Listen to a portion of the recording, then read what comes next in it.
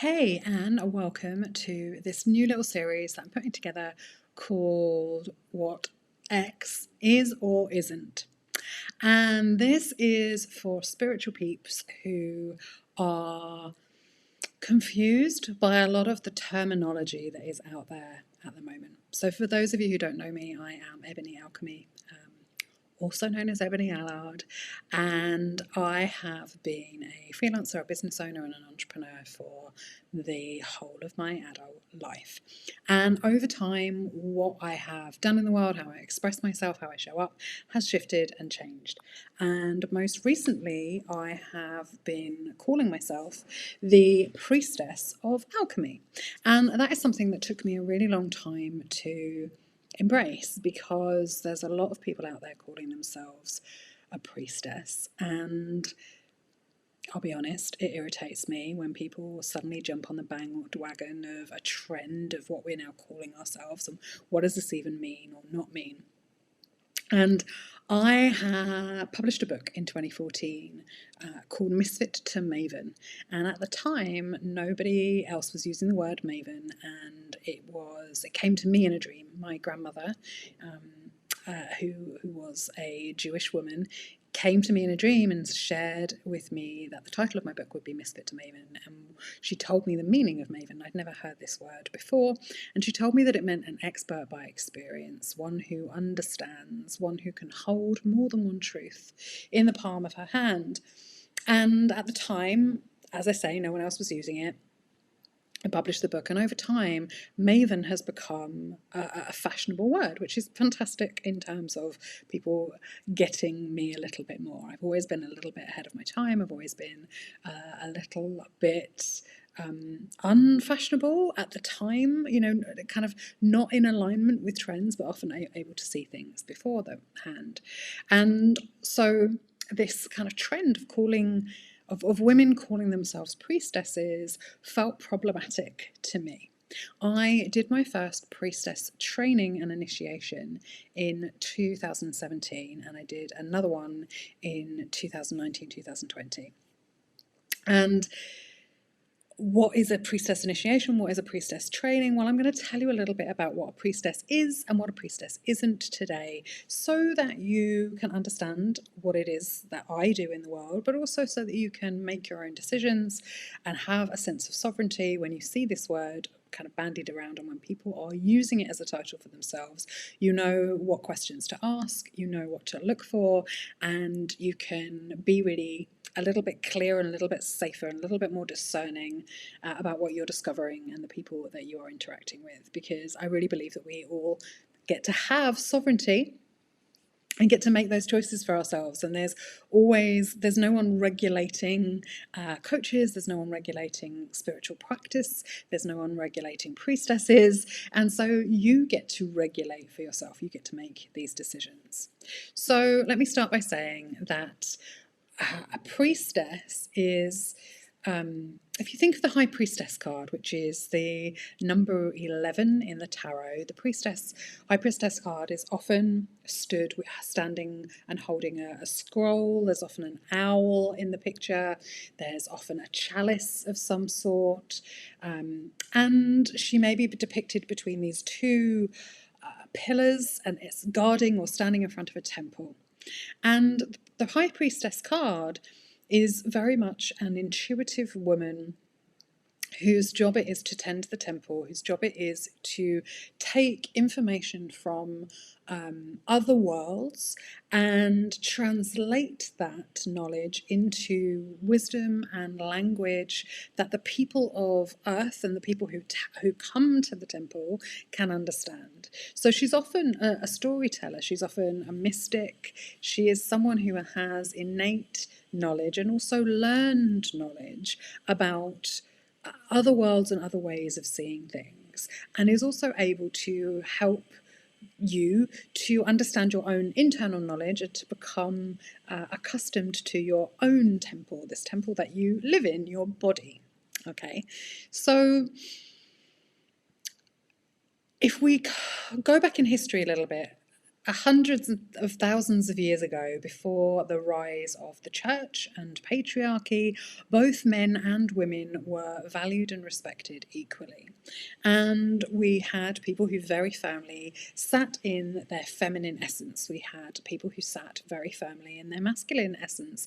And then we have always had people who are fluid and who blend between, or who feel like they are more of one energy or another. And so this isn't really about sex or gender, but it is about the essence of what it means to be feminine or masculine. And women embraced roles as teachers, as healers, as mothers, as guides, and in just the same way as men were. They were respected for what they uniquely brought to their communities. They were the weavers and the creatrixes of life.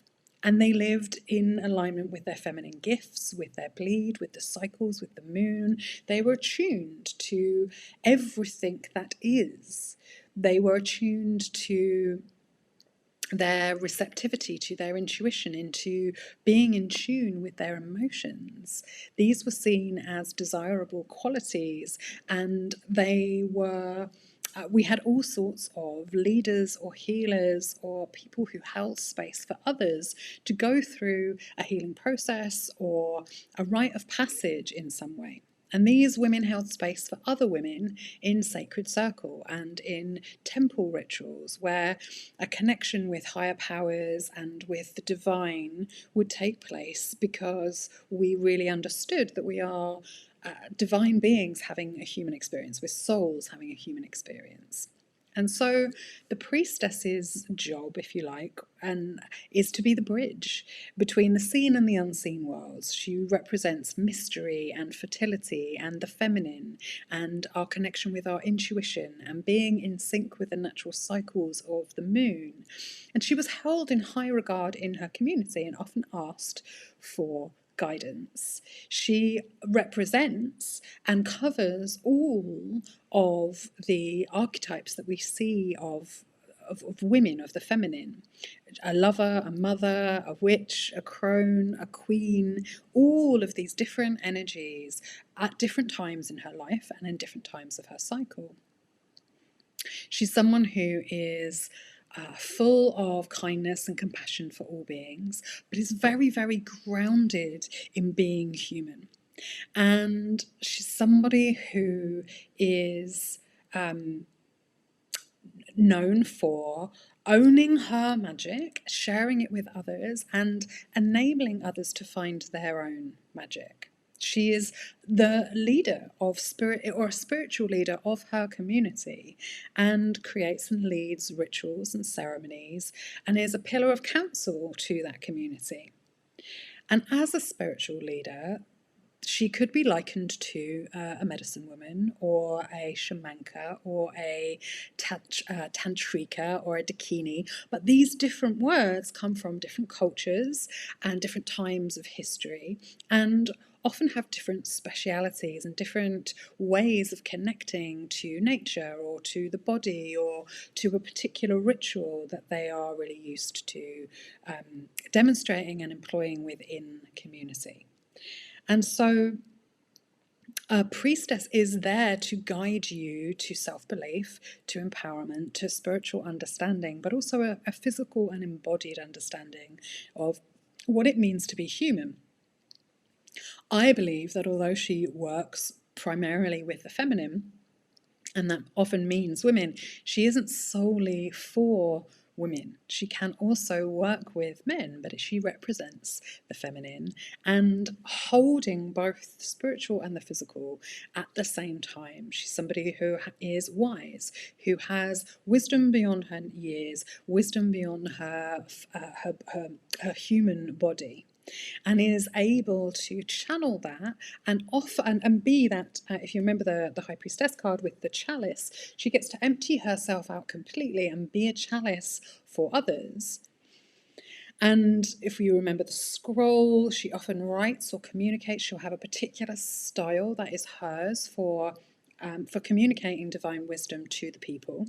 And that owl is there to connect with nature, but also with that wisdom and the wisdom of nature that will often come through her. Now, what a priestess isn't is some kind of ethereal goddess. What a priestess isn't is just a nice fancy name for, like, I'm a woman who is a bit mysterious and a bit magical. It is just a woman who is full of conviction for her art and for her divine expression, because that's much more into kind of the empress, or the, that it isn't just about showing up for yourself and following your creativity. There is an element of healing, alchemy, community, and practice that is really, really important, because a priestess can sit in the darkness. She can go visit not just the kind of divine light, but also really be in the divine dark. She can sit with her own and others' shadows and alchemize them and embrace them. Now, she's not going to do this work for you, but she kind of spiritually holds your hair while you go through your shit. That is what I love about priestesses, is that they aren't here to heal you or save you or rescue you, but they are here to be a guide and to come with you into the places that you might not want to go alone. She isn't just a channel. She isn't just a divine conduit. So you see, there are some people who are fantastic at dropping into channel, conversing with other worlds, but they aren't necessarily grounded in their physical bodies, in their communities, in their practices of being. Of really being able to follow through with that, and having the wisdom to turn that into a ritual or a ceremony that's going to move things forward, change state, honor grief, honor processes. So there are other women or healers or medicine women who aren't necessarily priestesses, who have an aspect of these qualities, but not all of them together. And she isn't somebody who, so while she will have her own journey and will have her own expression, that isn't the main part of her job, right? So she can be an artist, she can be someone who is a storyteller, she can be an adventurer. But it isn't just about those things. Those things aren't enough to make somebody a priestess. What we're seeing in priestesses is actually a balancing of masculine and feminine energy. It is an integration of masculine and feminine energy, because coming from the feminine, but integrating in a world where masculine structure is really important, where routine is really important, where working with priests or medicine men or the divine masculine is also really, really important. So at this time, while we are awake in the world and awakening, women are remembering their roles as leaders and healers and sacred keepers of vision and of community. And what it means to be a modern day priestess is that you are dedicated to being in service, not just to other women, but to the community at large, by representing the feminine in that space. And priestesses are space holders. They're highly intuitive, but their job is not to step in and take over, but to really lead from a place of being shoulder to shoulder and respected by their community and part of their community. And so they will invite others in to demonstrate what they do, right? They are really good at bringing people together and knowing who to call upon. So they might invite in other medicine people, they might invite other artists, they might send you out. They're kind of like a general practitioner, if you like, in terms of spiritual awakening and awareness and empowerment, but from a spiritual lens and from that place. And so whilst they're working with their own cycles and with the moon and with the natural cycles of seasons, they are also going to be helping you to do that for yourself. And they're going to help you to make ritual a part of your everyday life. They're going to help you to stand in your feminine and integrate your feminine with your masculine essence as well. So I hope that this has been helpful. And let's just sum it up, because we can.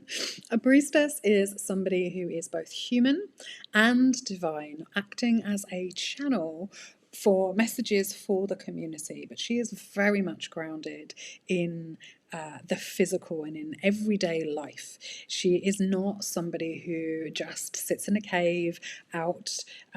Sometimes I wish that was possible, but isn't someone who just sits in a cave meditating or making spells or making art or tending to her herbs or whatever it is that her particular speciality is. She's somebody who really helps teach that to the community, integrate it into the community. What she isn't is someone who is a goddess or very ethereal or better than anybody else. Her role is as a representation and a general practitioner, if you like, in the spiritual world, holding space for messages and helping make it practical in the real world. I hope this has been helpful. I'm going to carry on doing some more in the Isn't series. If they're not up yet, they are coming soon. If you would like to follow me, like me, subscribe, go and check out my newsletter. I will send out a missive once a week at least, letting you know what's going on and helping you to reconnect with yourself. It's been a real pleasure sharing this with you. I would love to know anything that resonated, everything that didn't. Let me know in the comments, and I will speak to you soon.